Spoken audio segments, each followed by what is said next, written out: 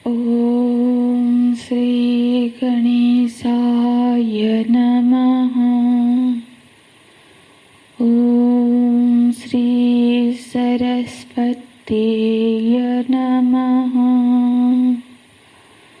ॐ श्री गुरुभ्यो नमः।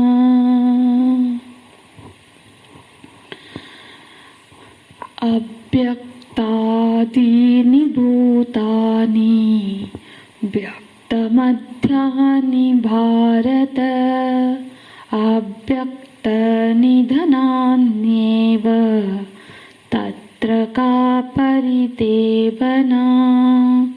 आश्चर्यवत् पश्यति कश्चिदेनम् आश्चर्यवत् वदति तथैव चान्यः। आश्चर्यवच्चैनमन्यः शृणोति श्रुत्वाप्येनं वेद न चैव कश्चित्। श्रुत्वाप्येनं वेद न चैव कश्चित्। अव्यक्तादीनि भूतानि व्यक्तमध्यानि भारत अव्यक्तनिधनान्येव तत्र का परिदेवना। इस श्लोक में भगवान संसार के जो सामान्य मनुष्य का जो दृष्टिकोण होता है उसको अत्यंत सुंदरता से प्रस्तुत करते हैं। ऐसे भगवान अपना जो वक्तव्य है, अपना जो निर्वचन है, जो पारमार्थिक तत्व का निर्वचन वो 25वें श्लोक में कर देते हैं। वो भगवान का वक्तव्य है कि अव्यक्तयम अचित्ययम अविकार्ययम अच्यते तस्मात् एवं विदित्वेनं नानुसूचितुम् अर्हसि। ये भगवान का अंतिम मतलब पारमार्थिक वक्तव्य हो गया। पर यदि कदाचित हमारा ऐसा बोध नहीं हो पा रहा है तो फिर बोलते हैं यदि नित्यम जात अथ चैनम नित्यम जात नित्यवामन्यसे मृतम। यदि हम आत्मा को नित्य जात होने वाला, नित्य मृत्यु को प्राप्त होने वाला मतलब ऐसा स्वीकार करते हैं कि मतलब ये जीव बात है, जीव की धरातल है कि जो जीव के सात्वित्व को स्वीकार करता है, माने इस शरीर से पहले भी जीव की सत्ता थी और इस शरीर के बाद भी जीव का सत्ता रहेगा। ये ऐसा यदि मानते हो तब भी शोक का कोई कारण नहीं है। नैनम शोचितुम अर्हसि। शोक की संभावना तब भी नहीं है यदि ऐसा विचार का धरातल ये है कि ये शरीर के पहले भी हम थे और शरीर के बाद भी रहेंगे, तो शरीर के रहने ना रहने से शोक का कोई कारण नहीं है। पर यदि विचार की ये धरातल भी नहीं है, क्योंकि ये विचार की जीव बात बहुत धर्मों ने स्वीकार नहीं किया है, बहुत दर्शनों ने जीव बात को स्वीकार नहीं किया है। मतलब वो पूर्व जन्म को, पुनर्जन्म को नहीं मानते हैं।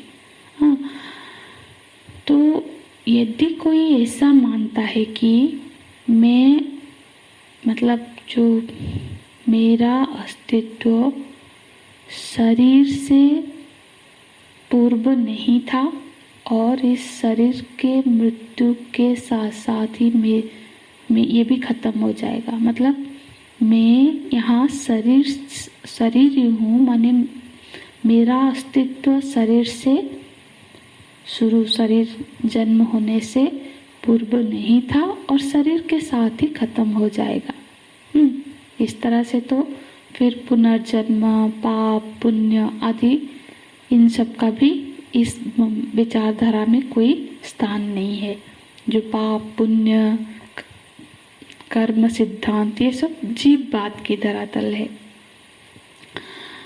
तो यदि ऐसी मान्यता है तो भगवान कहते हैं यदि तुम ऐसा मानते हो तब भी शोक की कोई गुंजाइश नहीं है। बोलते हैं अव्यक्तादीनि भूतानि व्यक्तमध्यानि भारत। अव्यक्त आदीनि भूतानि, ये जितने भी शरीर है ये सब यदि आदि अव्यक्त है, अव्यक्त आदि नहीं। आदि अव्यक्त माने जन्म से पूर्व नहीं था, माने शरीर के पहले मैं था, मुझे ये स्वीकार नहीं हो रहा है, मुझे ऐसा कोई प्रमाण से मैं स्वीकार नहीं कर पा रही हूँ, मेरा ख्याल नहीं हो रहा है कि मैं इस शरीर से पूर्व में था। और अव्यक्त निधनानि एव, और इस शरीर के पूरा हो जाने के बाद भी मेरा होना सिद्ध नहीं हो पा रहा है किसी भी प्रमाण से। ये शरीर के बाद भी मैं हूँ, रहूँगा, ये सब मेरे को मैं नहीं मान पा रहा हूँ। तो फिर मेरा अस्तित्व कब तक है? तो बोलते हैं व्यक्त मध्यानि भारत। मध्यानि माने जन्म और मृत्यु के मध्य काल में। ये जो मैं हूँ, ये जो मेरा अस्तित्व है, बस जितना दिन तक ये शरीर जीवित है तब तक ही। मुझे ऐसा यदि मालूम पड़ता है, ऐसा ही मेरी यदि मान्यता है कि अव्यक्तादीनि भूतानि व्यक्तमध्यानि भारत। अव्यक्त का अर्थ यहाँ पे प्रकृति है। अभी पहले श्लोक में आत्मा के लिए आया था अव्यक्तोयम अचिन्त्योयम, लेकिन यहाँ पर अव्यक्तादीनि भूतानि में प्रकृति के मतलब यहाँ पे प्रकृति के अर्थ में है। इनका आदि अव्यक्त है, इनका अंत और बीच में ये व्यक्त है। आदि और अंत अव्यक्त है और बीच में ही ये व्यक्त है। ऐसे समझ यदि है, ऐसी समझो को मानो कि सुषुप्ति है अंत, और सुषुप्ति अंत है तो बीच में स्वप्न आता है। तो इस शरीर की ये हालत है, मानो कि ना शरीर पहले शरीर था ना बाद में शरीर रहेगा, तो बीच में ये बिल्कुल स्वप्नवत उदित हो गया। व्यक्त मध्यानि भारत। स्वप्न तो फिर क्या होता है? स्वप्न तो मिट जाएगा। तो फिर यदि स्वप्न मिट जाएगा तत्र का परिदेवना, तो फिर क्यों रो रहे हो, क्यों हाय हाय कर रहे हो कि हमारा स्वप्न मिट जाएगा, मिट गया, क्यों ये सब मर जाएंगे? तो उसके लिए भी शोक करने की कोई आवश्यकता नहीं। तत्र का परिदेवना, परि मतलब परि का अर्थ होता है वर्जन करना। तब काहे को कल्पना करे, काहे को हम रो रहे हैं कि हमारा ये छूट जाएगा, ये छूट गया। इसके लिए रोने की कोई जरूरत नहीं है। जो उसको जो जाए उसको जाने दे दो, जो आने वाला है उसको आने दो। तत्र का परिदेवना मतलब जो अनावश्यक रोने की कोई आवश्यकता नहीं है। यदि शरीर के खत्म हो जाने से शरीर के बाद में नहीं रहूँगा तो तब भी रोने की, शोक करने की कोई जरूरत ही नहीं है। पूर्व श्लोक में भावना था कि अनुमान प्रमाण से तो मैं ये सिद्ध होता है कि शरीर के साथ मेरा मृत्यु नहीं होता है। शरीर के पहले भी मैं था और शरीर के बाद भी मैं रहूँगा, लेकिन कोई उस धरातल तक भी नहीं पहुँच पाया है। तब भी उसके लिए भी चिंता का, शोक का कोई कारण नहीं दिखता है। इसको चार्वाक दर्शन कहते हैं। चार्वाक दर्शन क्या है? यावत जीवे सुखम जीवेत, ये भी एक दर्शन है। दर्शन है माने ये एक समूह का ये मान्यता है।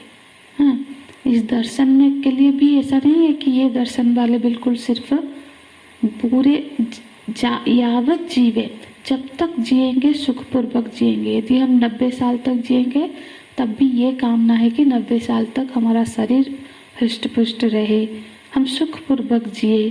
सुख तो सिर्फ खाने पीने में नहीं होता है ना, अर्थात शारीरिक सुख हो, सामाजिक जीवन सुखपूर्ण हो, प्राकृतिक जीवन सुखपूर्ण हो। सामाजिक जीवन मतलब हमें लोगों से सम्मान प्राप्त हो।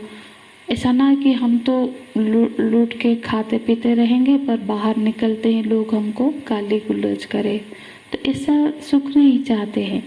वो भी चार्वाक मत में भी वो चाहते हैं कि हमारा शारीरिक, मानसिक, सामाजिक, प्राकृतिक जीवन सुखपूर्ण रहे। तो ये भी एक दर्शन है, ये भी एक धरातल है। तो ये श्लोक इस धरातल के आधार पर भगवान यहाँ पे बोल रहे हैं, अर्जुन यदि तो तुम अपने देह को ही मतलब ये स्वीकार करते हो कि ये देह, जब तक ये देह है तब तक मैं हूँ, तब भी एक देह का दूसरे देह से तो कोई संबंध होता नहीं है।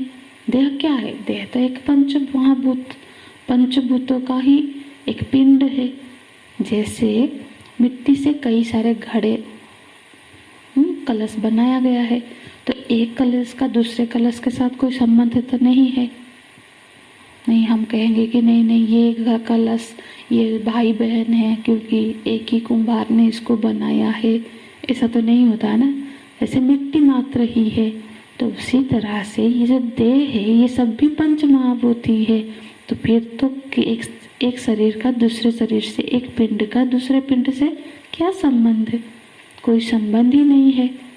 तो फिर तत्र का परिदेवना, तो फिर क्यों दुख कर रहे हो कि ये लोग सब मेरे संबंधी है, ये मर जाएंगे, पितामह कहा नहीं रहेंगे। तो फिर तत्र का परिदेवना, यदि इस धरातल की सोचो तब भी शोक करना नहीं चाहिए। तो भगवान यहाँ पे 3 धरातल पर तीनों धरातलों को के स्थिति को वर्णन करते हैं। एक तो पारमार्थिक धरातल है जो भगवान ने 25वें श्लोक में बता दिया, जो सत्य है। यदि वहाँ तक नहीं पहुँचते हैं, जीव भाव में है, तब भी शोक का कोई कारण नहीं है। वहाँ तक भी नहीं है, सिर्फ शरीर देह भाव में ही है, तब भी शोक का कोई कारण नहीं दिखता है। तो पर आगे के श्लोक में भगवान पुनः अपने विचार को पूर्व विचार में लौटते हैं। आश्चर्यवत् पश्यति कश्चित् एनम् आश्चर्यवत् वदति तथैव चान्यः। इस श्लोक का व्याख्या हम कल के कक्षा में करेंगे। हरि ओम तत्सत्। ओम पूर्णमदः पूर्णमिदं पूर्णात् पूर्णमुदच्यते पूर्णस्य पूर्णमादाय पूर्णमेवावशिष्यते। ओम शांति शांति शांति।